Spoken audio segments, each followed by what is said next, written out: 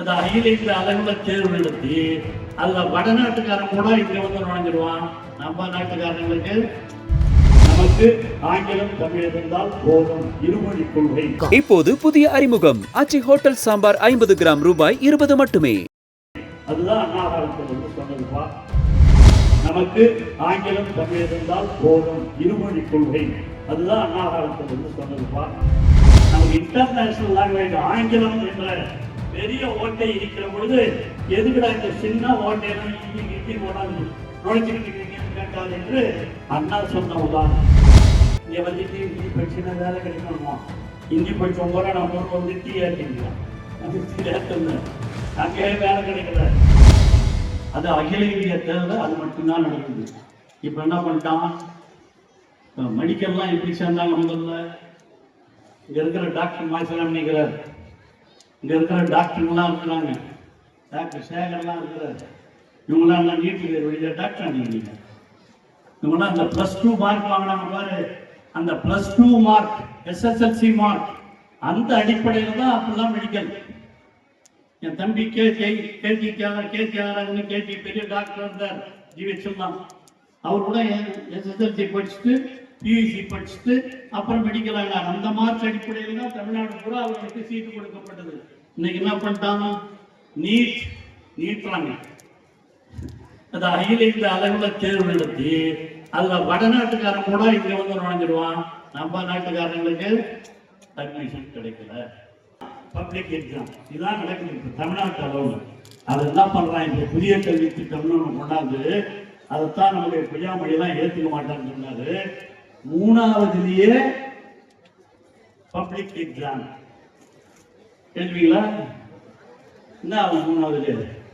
3வதுல நல்லா பிடிக்காதவங்க SSLC நிறைய மார்க் வாங்கியிருக்காங்க 3வதுல. அப்புறம் 8வதுல அதுலேயும் பப்ளிக் எக்ஸாம், 10வதுல பப்ளிக் எக்ஸாம். இதெல்லாம் வைக்கணும்னு சொல்றதுதான் புதிய கல்விக் கொள்கை. அதெல்லாம் கூடாது என்று சொல்றதுதான் நான்.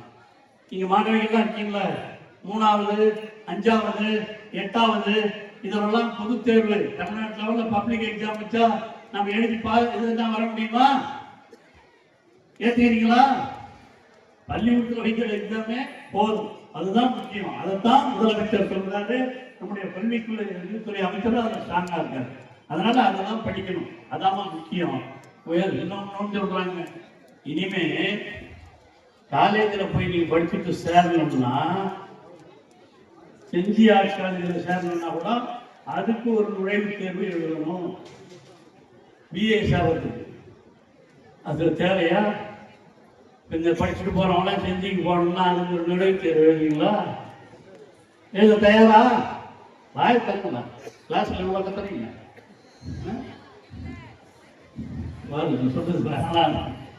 அதெல்லாம் எழுதுனா என்ன ஆகும்? ஒன்றும் தராது. இதை +2 படிக்கிறீங்க, கஷ்டப்பட்டு படிக்கிறீங்க, அதில் வாங்கின மார்க்கை வச்சு நீங்க சேரணும். ஆர்ட்ஸ் காலேஜ் இருந்தாலும், சயின்ஸ் காலேஜ் இருந்தாலும், இன்ஜினியரிங் காலேஜ் இருந்தாலும், மெடிக்கல் காலேஜ் இருந்தாலும் அதுதான் நல்லது. அதைத்தான் செய்ய வேண்டும் என்று சொல்லிக் கொண்டிருக்கிறார்கள். அதைத்தான் நாம் சொல்லுகிறோம். அதை நாம ஏற்றுக்கலங்கிறதால தான் அவன் சொல்றதெல்லாம் அந்த புதிய கல்விக் கொள்கை 5வதுல எக்ஸாமு, 3வதுல எக்ஸாமு, 8வதுல எக்ஸாமு, இந்த மாதிரி ஆர்ட்ஸ் காலேஜில் சேரணும்னா நுழைவு தேர்வு, இதெல்லாம் சொல்றதுனால தான் நம்ம வேணாம்னு சொல்லி உயர்கல்வித்துறை அமைச்சரும் பள்ளிக்கல்வித்துறை அமைச்சரும் சொல்றாங்க. இதை சொன்னதுக்காகவே கொடுத்த நிதியை கூட நிறுத்தி வைத்து விட்டார்கள். இதையெல்லாம் நீங்க தெரிஞ்சுக்கணுமா? இதுதான் முக்கியம். அரசியலுக்காக அல்ல. நமக்கு ஆங்கிலம் தமிழ் இருந்தால் போதும், இருமொழி கொள்கை. அதுதான் அண்ணா காலத்தில் வந்து சொன்னதுப்பா. இப்போ மும்மொழி கொள்கையை கொண்டாடணும் தான் இந்த கல்விக் கொள்கைகளை சொல்லியிருக்காங்க. அதுதான் அகேஷ் பையாமொழியும் நான் வருவது பேசியிருந்தாரு. மும்மொழி கொள்கையை நாம் ஏற்றுக்கொள்ளக்கூடியது அல்ல. வீட்டில் படிக்க எத்தனை மொழி வேணாலும் படிக்கணும், அது தப்பு இல்லை. ஸ்கூல்ல காலேஜஸ்ல இருமொழி கொள்கை, ஒன்று தமிழ் மற்றொன்று ஆங்கிலம், ஒன்று நம்ம சொந்த மொழி, இன்னொன்று இன்டர்நேஷனல் லாங்குவேஜ் ஆங்கிலம். அதுதான் பெரிய ஓட்டையாச்ச. நமக்கு இன்டர்நேஷனல் லாங்குவேஜ் ஆங்கிலம் என்ற பெரிய ஓட்டை இருக்கிற பொழுது எதுக்குடா இந்த சின்ன ஓட்டையெல்லாம் இந்தி போடாது நுழைச்சிக்கிட்டு இருக்கீங்கன்னு கேட்டார் என்று அண்ணா சொன்ன உதாரணம். அதுதான் நாங்கள் இன்னைக்கு சொல்றோம். மாணவ செல்வங்களே, ஏன் இதெல்லாம் இவ்வளவு நேரம் உங்கள்கிட்ட பேசிக்கிட்டு, மாணவ செல்வங்கள் தான் வருங்கால தமிழகத்தை உருவாக்கக்கூடியவர்கள். உங்களுக்கு இதிலே தெளிவு வேண்டும், தெளிவு பிறக்க வேண்டும். ஏன்னா உங்ககிட்டயே சொல்லுவாங்க கொஞ்சம் பேரு இங்க வந்துட்டு ஹிந்தி படிச்சுன்னா வேலை கிடைக்கணுமா, ஹிந்தி படிச்ச போற நம்ம வந்து டீ ஆக்கிக்கிறோம், உங்களுக்கு தெரியாதுல்ல, அங்கேயே வேலை கிடைக்கல, இங்கதான் நாம தான் வேலை கொடுக்கணும்.